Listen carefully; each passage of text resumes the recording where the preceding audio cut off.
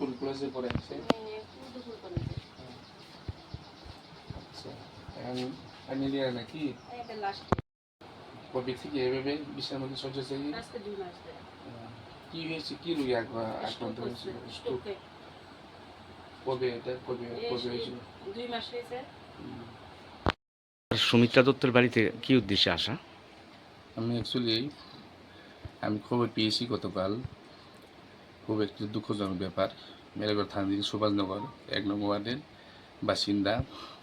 ওনার নাম হচ্ছে স্বপন দত্ত। খুব একদিন শয্যাশায়ী, 2 মাস যাবত সে প্যারালাইসিসে রোগে আক্রান্ত হয়ে বিছানার মধ্যে শয্যাশায়ী। এরপরে তার খুব গরিব দরিদ্র, তার কোনো আর রোজগার উপার্জন নেই। কেউ একজন মেয়ে, সে এখন কলেজে, এখন লাস্ট ইয়ার, উদয়পুরে। তার নাম হচ্ছে সুমিত্রা দত্ত। সে খুব ট্যালেন্টেড স্টুডেন্ট। এই খবর শুনে আমি তার বাড়িতে এসে আমিও আমার কিছু খাদ্য সামগ্রী এবং আমি আর্থিক তাকে আমি সাহায্য করলাম কলেজে যাওয়ার জন্য। এবং পাশাপাশি সে তার বাবা যে অসুস্থ, এই যে অসুস্থ প্রতিকূল পরিবেশের সাথে সে নিজেকে খাপ খেয়ে মানুষের মতো একজন মেয়ে হিসেবে অনুকূল পরিবেশ তৈরি করে সে এখানে সংগ্রাম করে তার পড়াশোনা লড়াই করে যাচ্ছে।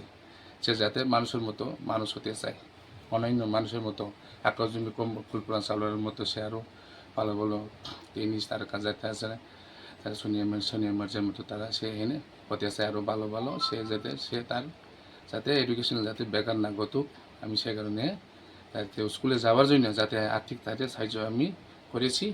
আর তার বাবাও যাতে স্বপন দত্ত, ওনাকেও আমি ভগবানের কাছে প্রার্থনা করছি যাতে সে অসুস্থ থেকে সুস্থ যাতে তাড়াতাড়ি গড়ে উঠুক, সুস্থ হোক, যাতে পরিবার যাতে সচল হোক তাদের, এটা আমি ঠাকুরের কাছে প্রার্থনা করছি। এবং তার পরিবার খুব দরিদ্র, সবার কাছে আমি অনুরোধ থাকবো এই যে দরিদ্র মানুষের পাশে সবাই যাতে এগিয়ে একজন মানুষ হিসেবে যাতে পরিচিত, যাতে সবাই পরিচিত যাতে হয়, এসে যাতে তাকে এখানে সাহায্য করুক। আমি একজন ছোট ব্যস্তর মধ্যে আমি এসেছি, আমার তরফ থেকে তাকে খাদ্য সামগ্রী টাকা পয়সা একটু দান করলাম তার লেখাপড়া করার জন্য। সে কারণে আমি প্রার্থনা করছি, সবার কাছেও আমি অনুরোধ থাকবো যাতে এসে সাহায্য পরিবারটির পাশে দাঁড়ান সবাই একে অপরের প্রতি। এটা আমি ভগবানের কাছে আমি প্রার্থনা করছি সবাই যাতে এসে সাহায্য করুক। স্যার, আপনার নামটা? আমার নাম অজিত দেববর্মা, ওসি বিশালগড় থানা।